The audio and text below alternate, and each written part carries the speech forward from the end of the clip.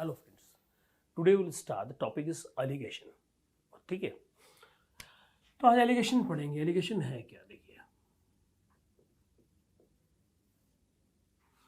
Allegation है क्या? Allegation को इस तरह से बोलते हैं, alligation is none other thing is a rearrange part of weighted average. ये क्या मतलब है, वो तो बात करते हैं इसमें। इसको बोलते हैं, डेफिनेशन इस तरह से होता है, alligation is none other thing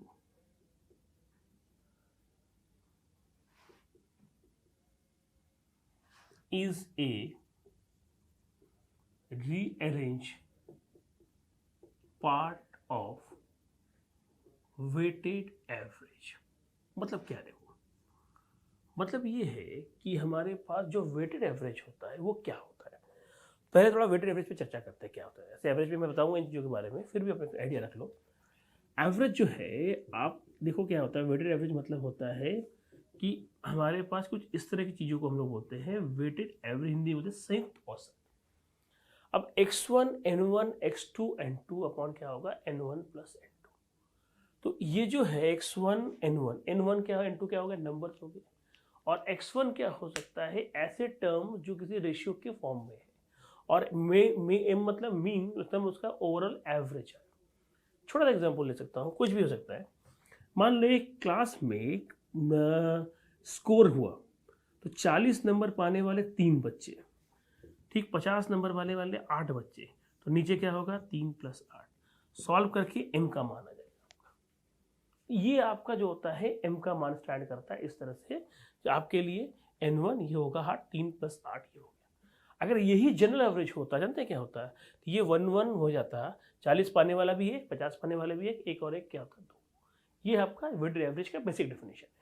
सवाल ये है कि इससे एलिगेशन को कैसे आप जोड़ते हैं वो समझना है। मैंने लिखा है the alligation is none other thing is a rearrange part of weighted average.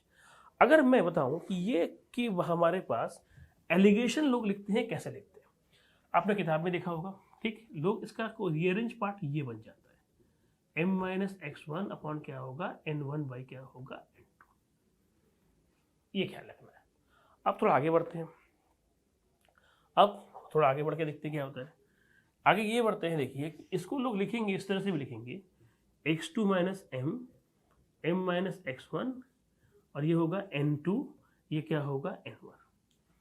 Concept क्या कहता है, बड़े से मिडिल को माइनस करके यहां लिखो, बड़े से मिडिल से माइनस करके यहां लिखो, और मिडिल से हमारे पास बड़े से मिडिल को माइनस करके यहां लिखो, और मिडिल से हमारे पास क्या करते हैं, छोटे को माइनस करके आप यहां लिखो। ठीक, ये है कॉन्सेप्ट। लेकिन सवाल ये है कि एलिगेशन में सबसे बड़ी कमी क्या दिखती है लोगों को अंदर, टीचर बताते भी है, हम लोग भी क्लास में पढ़ाते हैं, लेकिन इसमें मैं कोशिश करता हूँ ये समझाने की, और जो आज मैं आपको करूँगा भी, कि एलिगेशन कहाँ लगेगा कहाँ नहीं लगेगा। काफ़ी लोगों को समझ में आता है कि लगाना कहाँ है। क्वेश्चन देखा, लगा दिया, बोलते हैं रेशियो में लगता है, इसमें लगता है। अरे भाई, लगता है किसमें लगता है, ये किसमें नहीं लगता, दोनों जानना है। सिर्फ लगने से नहीं होगा, नहीं लगने वाला कॉन्सेप्ट भी देखना है। तो इस पॉइंट को ख्याल रखिएगा। ठीक है, पहले इसको नोट कर लीजिए, अब थोड़ा इस पर आगे बात करते हैं।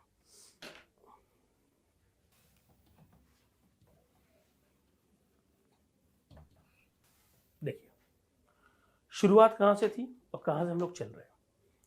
हम लोग लिखते हैं क्या है, एलिगेशन को हमेशा इस तरह से लिखते हैं लोग, दिस माइनस दिस, और ये होगा मेरे पास, ये होगा n2, ये होगा n1, ये होगा x1। देखिए, सबसे बड़ा वैल्यू x2 होगा, हमारे पास छोटा वैल्यू x1 होगा, और मिडिल वैल्यू क्या होगा m में, बीच में बैठेगा। तो इसका मतलब इस तरह से कुछ समझेंगे, x2 से बड़ा होगा m, और m से बड़ा होगा x1, but this all in the form of ratio. ये सारे किस में हमारे पास आएंगे, रेशियोज में आएंगे। This all in the form of ratio, सारे रेशियो में क्रिएट होंगे, तभी जाके होगी, याद रखिएगा। अब इससे इसको माइनस करके यहाँ लिखेंगे, और इससे इसको माइनस करके भी यहाँ लिखेंगे, और नीचे वाला भी जो आएगा वो रेशियो होगा। ये हमारे पास रेशियो। अब सवाल ये है कि किस क्वेश्चन में लगाना है, किस में नहीं लगाना है। ये जो बार बार बोलते हैं बड़े से मिडिल, मिडिल से छोटे, बड़े से मिडिल, लेकिन लगाना कहाँ है, कैसे।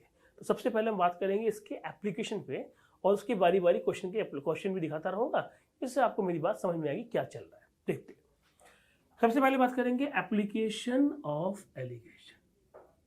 ठीक, एप्लीकेशन क्या है। देखिए, एप्लीकेशन में सबसे पहले बात करते हैं हम लोग, डिस्टेंस बराबर स्पीड इनटू टाइम। अब यहाँ पे कैसे वर्कआउट होगा ये देखिए, डिस्टेंस बराबर स्पीड इनटू टाइम का वर्कआउट कैसे होगा? डिस्टेंस, स्पीड और टाइम, अगर इसमें एलिगेशन बनाते हैं तो स्पीड जो है वो क्या है, रेशियो में है। कैसे? स्पीड का यूनिट आप ढूंढते हैं तो क्या आएगा, 18 किलोमीटर पर आवर। तो इसमें अगर मैं एलिगेशन लगाता हूँ, क्वेश्चन में दिखा भी दूंगा कैसे है, कि S2 ये आएगा सबसे बड़ा, ये S1 आएगा, ये SM आएगा, ये T2 आएगा, ये क्या आएगा, T1 आएगा। बड़े से मिडिल को माइनस करके आप यहाँ लिखते हो और मिडिल से छोटे को माइनस करके आप यहाँ लिखते हो। These are in the form of ratio, बड़े से मिडिल और मिडिल से छोटा, ये हो गया। दूसरा कॉन्सेप्ट, एक्सपेंडिचर बराबर क्या होता है, प्राइस इनटू क्वांटिटी। यहाँ कैसे लगाओगे? देखो प्राइस क्या होता है, प्राइस मान लो आपने लिखा 10 रुपये पर केजी, 10 रुपये पर केजी, ठीक है, ये रेशियो में आ गया। तो प्राइस कहाँ बैठेगा? अगर हम बात करेंगे तो प्राइस P2, ठीक, P1 और ये क्या होगा हमारे पास PM, और यह क्या होगा Q2 क्वांटिटी, ये क्या होगा Q1 क्वांटिटी।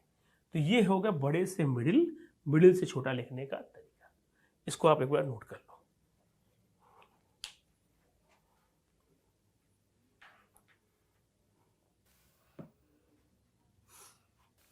मैंने दो बताया आपको, क्या क्या लगा।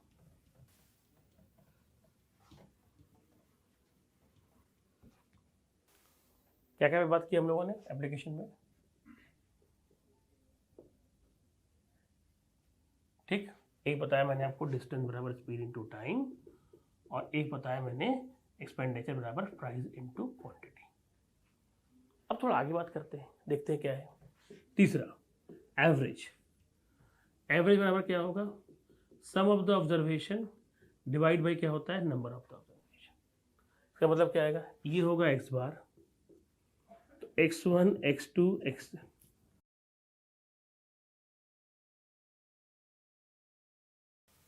तो ये x बार जो है ये एवरेज है, ये x बार जो है वो क्या मेरे पास है, वो एवरेज है।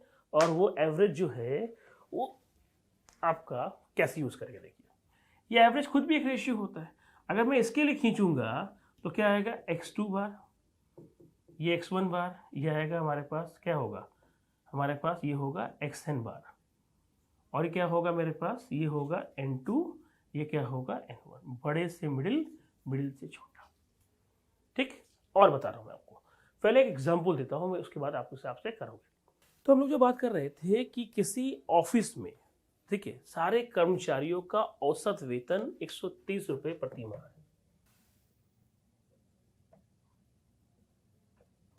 ठीक। ये है तो बहुत कम, लेकिन बता रहे हैं, यदि अधिकारियों का औसत वेतन 540 है और गैर अधिकारियों का 114 रुपये प्रति माह है, और यदि अधिकारियों की संख्या 16 है तो गैर अधिकारियों की संख्या बताओ कितना है।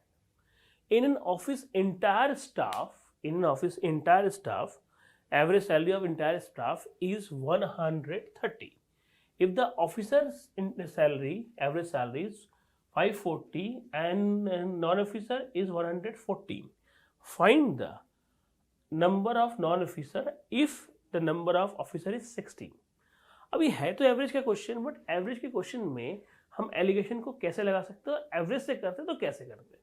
मैं थोड़ी देर पहले कहा था कि एवरेज एलिगेशन जो है आपका इससे ही बनता है, वो देखिए क्या क्या है। तो सबसे पहले हम बात करते हैं, अगर एवरेज से बात करते हैं तो क्या होता है। यह है वेटेड एवरेज का क्वेश्चन। हम लोग इसको थोड़ा सा कैसे लिखते हैं, देखो ये n1 x1 n1 n2 x2, तो ये हो गया हमारे पास कितना आएगा 130, ये आएगा मेरे पास 540, ठीक, ये आएगा 114, ये आएगा n2, ये प्लस 16 प्लस n2, ठीक है। देखिए कैसे आता है, अब 130 इंटू 16 प्लस 130 इंटू n2, ठीक है, तो 540 इंटू 16 और 114 इंटू n2, 540 माइनस 130,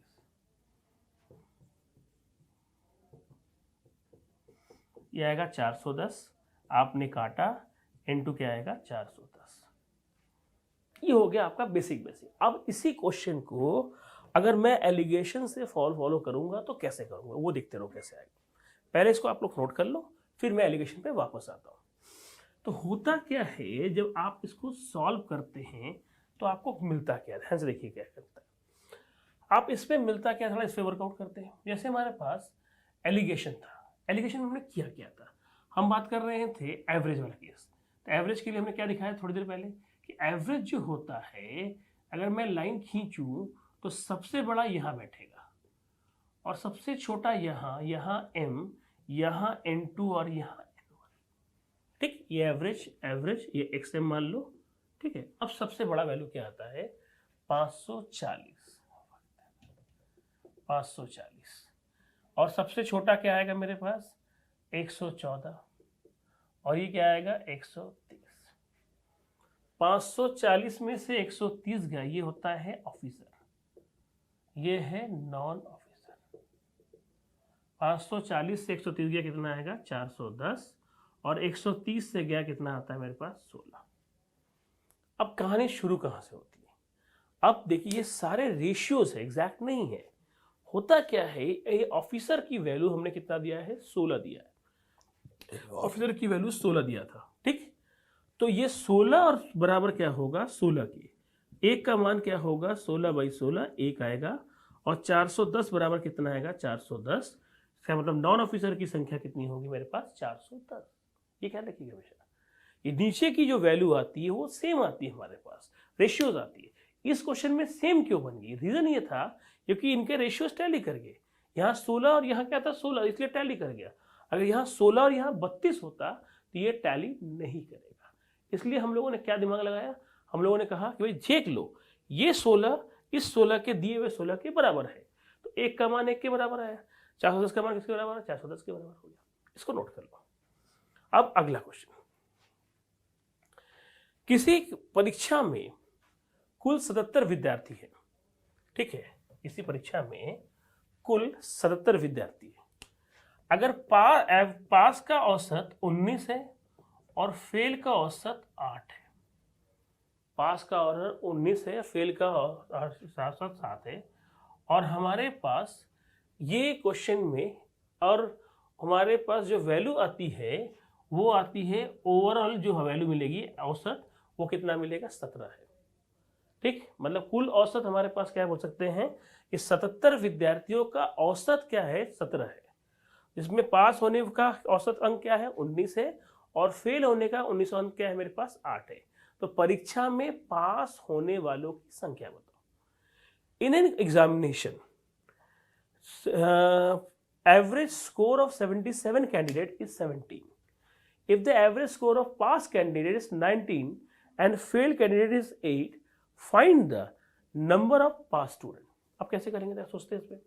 अगर मैं फॉर्मूले से करता तो एक को x मानता, एक 77 माइनस x करके हम सॉर्ट आउट कर सकते थे, लेकिन यहाँ पे हम क्या करेंगे, इसको फॉर्मूले से ना करके एल के फॉर्मूले से की जगह पे ये यूज करेंगे। देखो क्या यूज करते हैं, उस पर वर्कआउट करते हैं थोड़ा सा।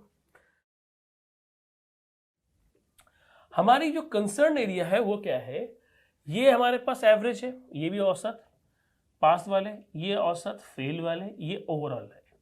ठीक, बड़े से मिड कितना आएगा ये 2 और 17 से माइनस करने पे 9।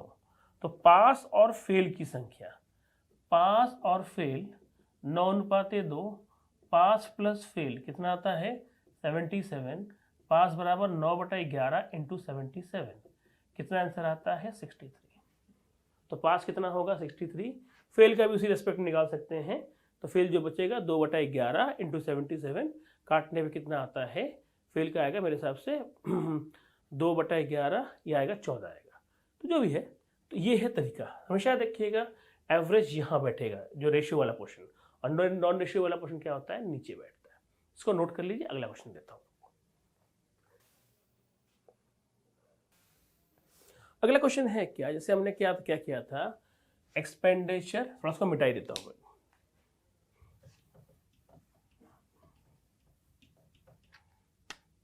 एक्सपेंडिचर बराबर क्या था प्राइस इनटू क्वांटिटी।